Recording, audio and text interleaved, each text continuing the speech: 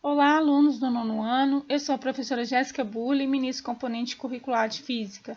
Vamos continuar nossa aula sobre o capítulo 1, Cinemática, e nesta aula 7 nós vamos estudar representação gráfica do espaço em função do tempo do movimento uniforme. Vamos continuar na meditação do versículo? Pois assim como o céu está elevado acima da terra, assim é grande a sua misericórdia para com os que o temem. Salmo 103, 11. Representação gráfica do espaço em função do movimento do tempo no movimento uniforme. Como vimos anteriormente, a função horária dos espaços para movimentos uniformes se constitui em uma função do primeiro grau. Então, para quem não lembra, isso aqui é um conceito lá da matemática, você já deve ter aprendido isso. Nós temos uma equação polinomial. É o seguinte, y é igual a x mais b. Deixa eu avançar aqui e eu vou voltar. Quando o a é maior do que zero, nós temos uma crescente. E quando o a é menor do que zero, nós temos uma decrescente. Vamos voltar aqui. Então, o movimento uniforme se constitui em uma função de primeiro grau. Lembram da forma do sorvetão? Se não lembram, vocês precisam voltar na aula anterior e estudar. De forma que os gráficos característicos são linhas inclinadas ou paralelas. Paralelas quando o objeto encontra-se em repouso, com relação ao eixo cartesiano x. Vamos entender melhor.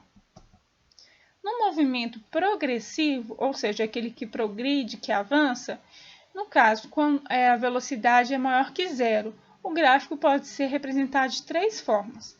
Quando a posição inicial ela é maior do que zero, nós temos essa representação. Então, observe o zero e olhe aqui o início dela.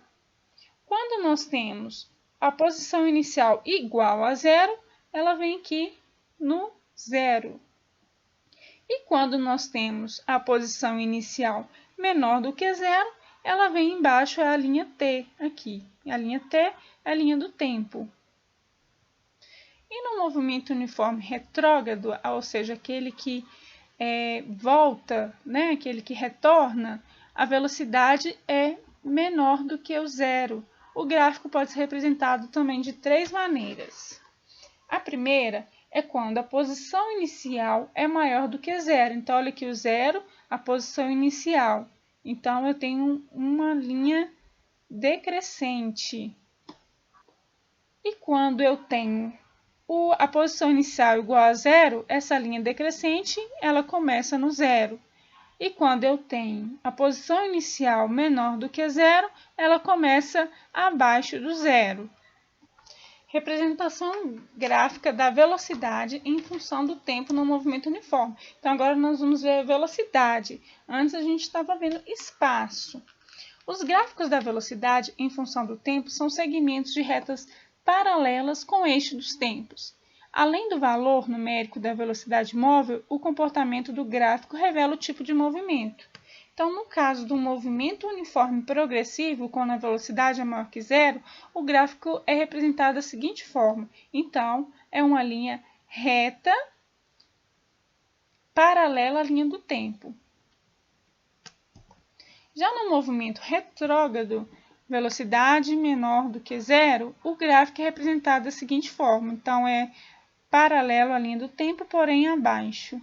Representação gráfica da aceleração. Então, agora nós vamos ver a aceleração em função do tempo no movimento uniforme. No movimento uniforme, a velocidade permanece invariável e a aceleração escalar é uma grandeza de valor nulo. Assim, o gráfico que descreve esse comportamento deve ser um segmento de linha reta sobre o eixo dos tempos. Então, simples, pessoal. Aula tranquila, facinho de compreender. Um abraço para vocês, até a próxima!